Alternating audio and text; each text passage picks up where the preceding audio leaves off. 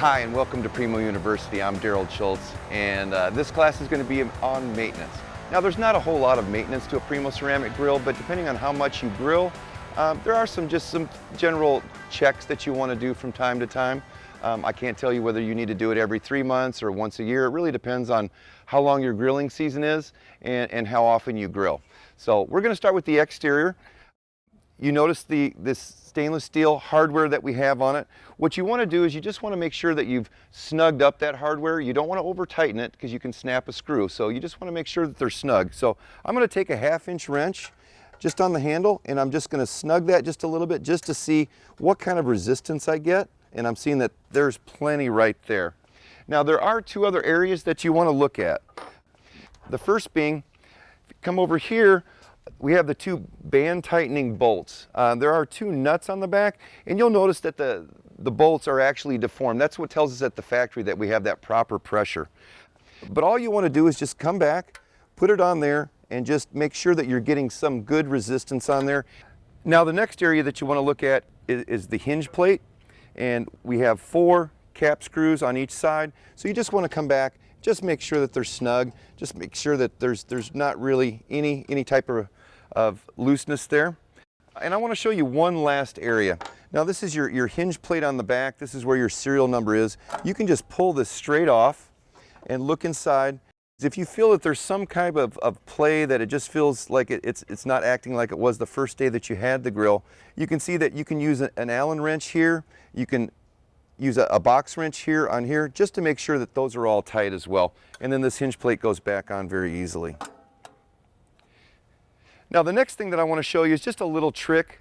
It's real important that you have your gaskets have that nice seal. That's going to help you in 2 ways, especially when you're doing low temperature cooking.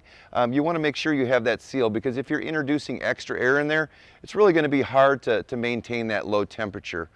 Also, when you shut down, if you're allowing air to get in after you've shut your draft door and your top vent, you're going to be burning more of that lump charcoal than you really need to. So to make sure that your gaskets are sealed, what we're going to do is we're going to do what's called the dollar bill test. It's a very simple test. What we're going to do is we're going to take a dollar bill and we're going to look for resistance. We're just going to go around the grill. We're going to drop the dollar bill in. It feels snug. You're just pulling it. You're feeling resistance. And as you go around the grill, more resistance. You can come back here at the back. I can't even pull it out from the back. It's so tight. So you just want to work your way around that grill. Make sure that you've got that nice seal. Now if you feel areas where there's no resistance, that means that you've got a leak there. So Primo does make replacement gasket kits, and so I would recommend that you get one of those. They come with full instructions. It takes about 30 minutes, and that will really improve your cooking ability. One thing that I want to talk to you about too is from time to time you will have your grill, it may be periods of non-use, and especially if you're in a high humidity area. If you get a lot of rain, what can happen is that mold or mildew can grow inside the grill. Now, don't be alarmed. I mean, it's a warm, moist, dark environment, just the perfect environment for mold. But fortunately, Primo ceramic grills are a self-cleaning oven. So very simple steps to rid that. If you do happen to open it up, you see a little bit of mold or mildew that's growing. Sometimes it's from food that's been left on the grill or food residue. Very, very easy to eradicate. All you do is load the grill up, get it up to 500 degrees or higher, and just let it run for about 30 minutes. That's really acts like a self-cleaning oven. And so once you're done with that, shut the grill down, let it cool off, come back and you can use it. What you can do too is if you do see any residue, you can use a soft bristle brush, but that's really not necessary. You can just wipe down the cooking surface and you'll be good to go. The next thing is ash removal. Now, Primo ceramic grills, natural lump charcoal does not produce a lot of ash, not anything close to what briquette charcoal does. But after you've used about a 20-pound bag, you'll get about a cantaloupe size of ash in there. And so there's a really easy way to do it. We've got an ash tool. It's kind of in the shape of a J. And what you can do is just open up the draft door. I do want to caution you though, you want to do it after the grill is completely cool. You want to make sure that there's no hot embers in there that you'd be pulling out. So just get yourself a bucket or a receptacle, and all you're going to do is just reach into the grill, scoop it up, and just scoop it into that bucket, and you'll be good to go for another bag. Now, we talked about gaskets and how ceramic grills can be sealed.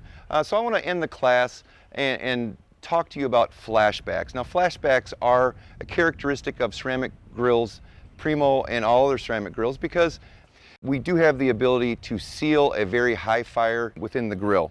So what can happen is that when you're at very high grilling temperatures, if you inadvertently completely close off the air of the top vent and the draft door, what can happen is that natural lump charcoal, it is starved for oxygen. And what causes a flashback is just lifting the grill up after you've done that, because what will happen is oxygen will rush in and it will come back out as white heat. So you risk a burn injury, but there's an easy way to prevent that.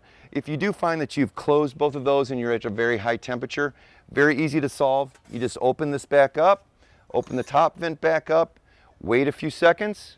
That allows the oxygen to come back in and kind of stabilize that fire.